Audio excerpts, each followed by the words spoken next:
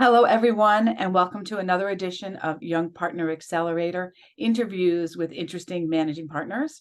Today, my managing partner is David Lackowitz from Moses Singer. And David and I have known each other for a couple of years, and it's my great pleasure to have you join us. David, tell us a little bit about your firm. So I'm with Moses Singer. The firm has been around for approximately 105 years. We are, by design, a New York-centric firm. We, for the most part, have one office located in Midtown Manhattan in the Chrysler Building. I am actually not the firm's managing partner. I served on the firm's management committee for many years, and I am the chair of the firm's litigation group, which is the largest group within the firm. Great. Well, thank you. Well, even though you're not the managing partner of the firm, you have a leadership role, and that's why I asked you to do this and talk to me about it, because I'm sure you're very involved in the discussions around promotions to partners. So I would like to start with just the question, what does your firm look for when you want to consider promoting somebody to partner? So it depends if we're bringing someone in from the outside versus promoting somebody from within. I suspect that your question is more focused on promotions from within. Correct. And I think there's been a sea change. So just to give you some context, and I know you and I have talked about this before, in light of the fact that the firm has been around for a long time, the firm had for many decades been run essentially by the same group. And we have recently, within the last 5 or so years, completed the transition into the younger guard. And the only reason I mention that is because historically, I think the prerequisites for internal promotion were different than they are now. Where we are now is we need to see that the candidate has an ability to generate business. It doesn't mean that the person needs to have a seven-figure practice, but that they are generating work, that they're very focused in generating work, and they seem to have an aptitude for doing so. And then the next requirement is what I'll call the substantive requirement, ensuring that, for instance, in litigation, that the candidate can largely run cases on their own. That, again, doesn't mean that they can't be expected to seek counsel, to bounce ideas off of people, because all litigators, regardless of their level of experience, find themselves doing that with some regularity. But for the most part, you need to be able to run your own cases, which means you need to have some trial experience, conducted a bunch of hearings, depositions, etc. And then the third piece of it is what I'll refer to colloquially as being a team player. Somebody who's willing to pitch in on matters, someone who's willing to step up when asked, and someone who, for the most part, people feel plays well in the sandbox. Somebody who's a pleasant to work with. Great. I love it that you have it in three buckets. So let's talk about the first bucket and the last bucket. We know the substantive area is something that happens at every law firm just by practicing law. But let's talk about the business development. And you said they don't necessarily need, all the figures, right? And I want to talk about money, but I want to talk about what are some of the activities that you see a senior associate doing prior to making them a partner? What are some of the things that you're looking for that they're doing that you can, share with our audience? Yeah, so I think it's largely around networking, which is of course a broad term. When I'm looking at a potential candidate, the things I'm looking for are you a member of different committees, whether they're law related or not? Are you a member of trade groups? Are you a member of professional networking organizations? What are the things that you are doing to put yourself out there and let people know what it is you and the firm do? And then sort of a subset of that is what other legal related organizations you're a member of, and what type of product are you generating in terms of business development? And what I mean by that is, are you posting things? Do you have a blog? Are you speaking regularly? Do you write? I've realized that everybody has different skill sets. Some people are more comfortable than others speaking, others feel more comfortable writing. So I've become a big proponent of trying to work with the younger lawyers, figure out what their sweet spot is in terms of their comfort level, and then making sure that they lean into that and that they're very active again within that level of comfort. So I love that you said make them lean into it. All right. So I'm a senior partner, a senior associate that's decided, public speaking is not for me, right? What might be something that you would want me to lean into then if I'm not going to get out and, press palms and get out in front and talking to people? So I would say a couple of things. One, you could publish, write articles, write client alerts. If you're not going to be comfortable sitting on a panel or maybe presenting a CLE, that doesn't mean that you can't network in a more comfortable environment. So meeting people in smaller groups, reconnecting with people on a one-on-one basis that you went to college or law school with. There are different ways that everybody, and I firmly believe this, can be active in this space. Years and years ago, I had a senior partner say to me something along the lines of, no matter how great a lawyer you are, if you come into the office every day at 8, 9 o'clock and stay till 8, 9 o'clock and leave, you're not going to generate any business. You have to put yourself out there. You do, no matter what it means, right? All right, that's great. So let's now talk about the third one that you said, it's playing nice in the sandbox with each other. Talk to me about what are some of the non-legal skills that you might look for in the playing nice in the sandbox? Yeah, and I'll preface this by saying I think, like all firms, I'm certain there are things that we could be doing better at. One of the things that I think we've done a very good job at is ensuring the quality of the people we hire. And when I emphasize people, I'm drawing a distinction between lawyers and people in the sense that, our firm is only around 90 or so lawyers and has been that way for many, many years. And so everybody for better or worse, we all know each other very well. And so that sort of environment, and I think, and I don't say this disparagingly about big law, but contrary to big law, where, you're not so familiar necessarily with all of your colleagues. I know on a personal basis, probably every single person in my firm, including the staff. And so because of that sort of close-knit environment, we've been very good by necessity at bringing in, for the most part, people who are good people. But so with that said, there are certain people who tend to be more willing to pitch in when needed. Hey, I have this argument that just came up. I can't make it. I know you haven't been living with the case for a while. Can you spend the next day getting prepared and show up and argue for me? Or I got a preliminary conference in Westchester. Can somebody help out? Are you willing to step out of your comfort zone and handle a matter maybe that's going to take you a little bit more time to understand the subject matter of than others?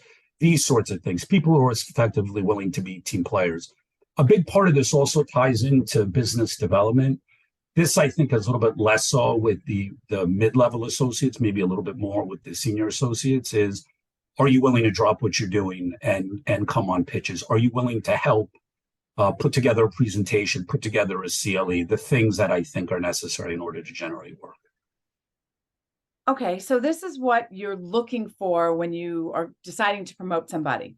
So now you've promoted them. Yay, they had the bottle of champagne, you had the big dinner and all of that.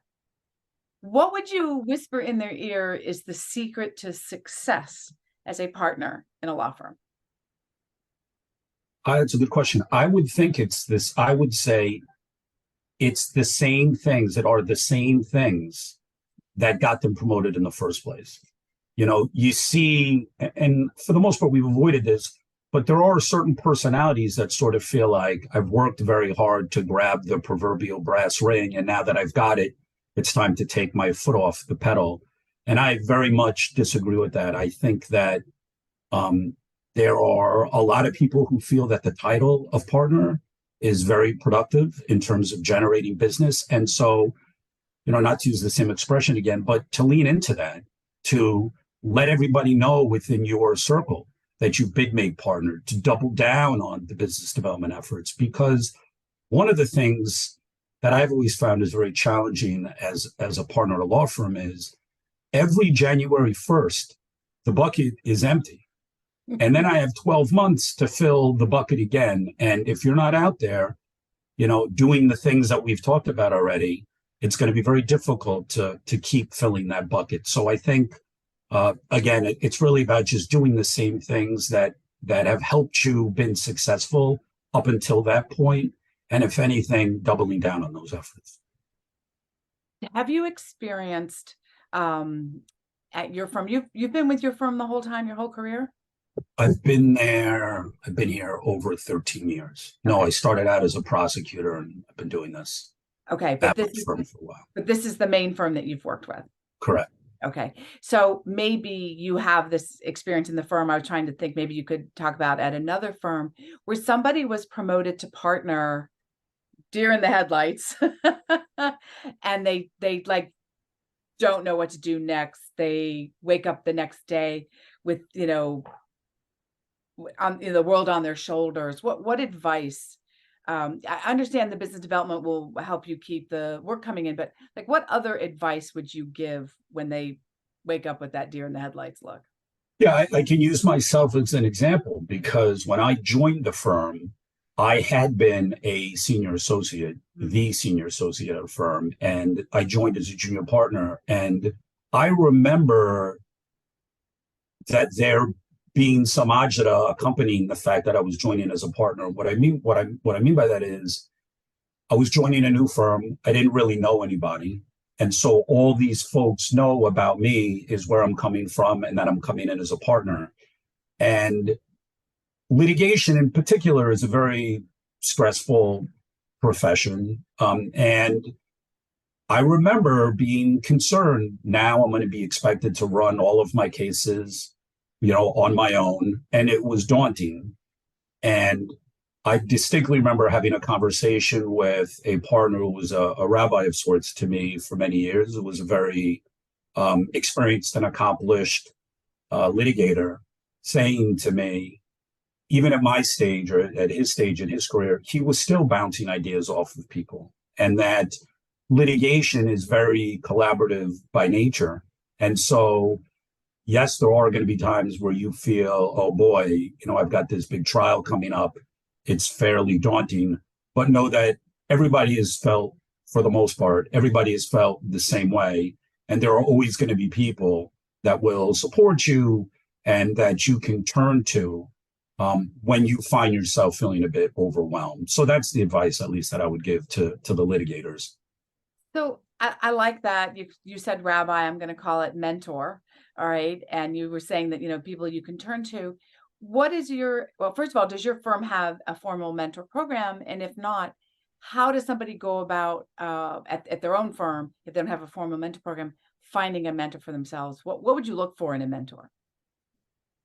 So I think there are two kinds of mentors. There are sort of subject matter mentors, and then there are all things office mentors.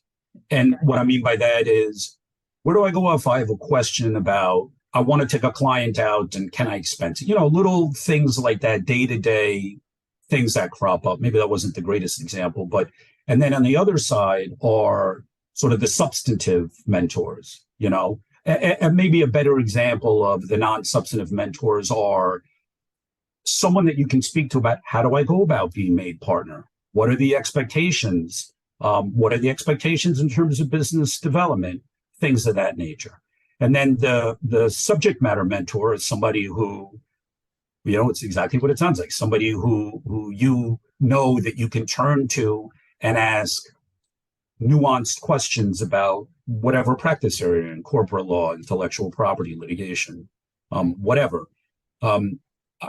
If you're at a firm that doesn't have a formalized mentorship program, I think the approach would be to just connect with people. There are people that, after you've been at any job for a number of years, there are people that you feel comfortable communicating with. And so to ask them the non-subject matter type questions, I think should happen organically. If you don't have anybody that you feel, someone in a senior level, a partner that you feel you can confide in that way, find somebody, put yourself out there, meet people, and try to connect with some of the people that you work with. And in terms of the subject matter mentor, it's largely the same. People have a pretty good sense of other people's skill sets. They have a pretty good sense of other people's experiences. And if you find someone who you think has a similar style to you, they're in a similar practice area, and they're approachable, at least in my firm, where most of the people, I would say probably everybody is fairly accommodating, stick your head in someone's office and say, look, would you mind if I come to you on occasion when I have subject matter or questions? Can I use you as a sounding board? And people are almost, in my experience, universally accommodating. Yeah. Yeah. And it's interesting you use the example of, we want to take somebody out. I was thinking more after they've made partner and now they're in the partner ranks and it's their first partner meeting or their first partner retreat, or they're having a dispute with another partner over sharing of credit or any of those things. How do they get the answers to those kinds of questions? The rules of the game. So I think you answered it anyway. You've got to seek that person out and find them so that somebody you trust and that you could ask those questions of. I want to ask, my last question is about law firm economics. I hear often that lawyers don't really understand how law firms make money, especially the junior lawyers. And I always tell firms that I work with, you got to start at the beginning. Let them understand the bills, let them understand all of that. But at your firm specifically, because that's what you understand, do you feel that your partners do have a good understanding of truly money in, money out, not just billable hours, but all the expenses and things you have to pay for and all of that? And how do they learn that? How do the partners learn how the firm runs? So great question. At the risk of frustrating certain of my partners, I would say the answer is no. I think, and I think you and I had this conversation when I saw you last. We've recently hired a CEO who is a non-lawyer and actually does not come from a law firm background, comes from an accounting background.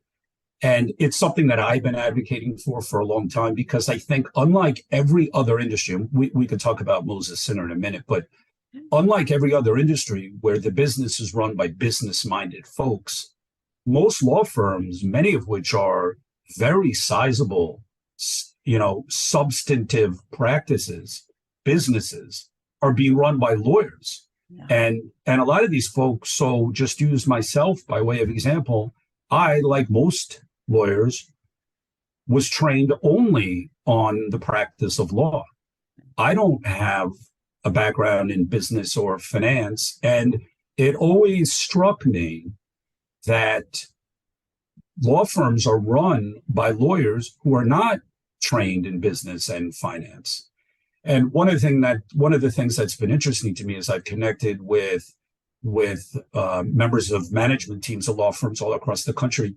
This seems to be largely a Northeastern thing. And what I mean by that is a lot of these firms in the West, in the Midwest, as far as I've been told, have been run by business people for a very long time. I think that lawyers generally understand the billable hours. I think they see what those hours translate to in terms of dollars, but I don't think they have a full and robust appreciation for the business of law. Yeah. Some of the things that I think we can be doing and should be doing, and this ties into what I mentioned before, how the firm for years was run by, the different generation than it is now. I remember suggesting many years ago that the firm share all invoices or certain invoices with associates so that the associates could see what their time translates to. And I know you were asking mostly about partners, but I see associates who ask them to draft a motion to dismiss, and they do their job, which is to sit behind their computer, to research, and then to draft the motion, without appreciating that every time they search for another case on West or Lexis, that comes with a cost. That every time they spend an hour editing their brief, that comes with a cost. And I have gotten in the habit of showing the associates who are working on matters with me the invoices, and I have yet to have an associate not come back to me and say, wow, I didn't appreciate how my time translates into dollars. Yeah. I think that there's a bigger push. I know this is the case in my firm, and I get the sense from friends who are lawyers at other firms that this is fairly common throughout the industry, but there's been a push towards more transparency.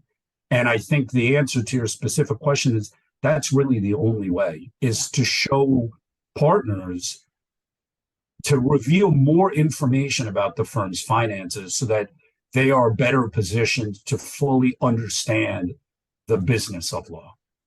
Yeah, I couldn't have said that better. Absolutely. Thank you. I'm sure you could have said it much better. Having a business background, I have a bachelor's in business administration.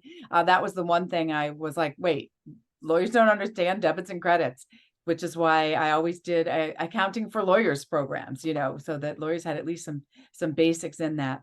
So I would like to ask you my last question.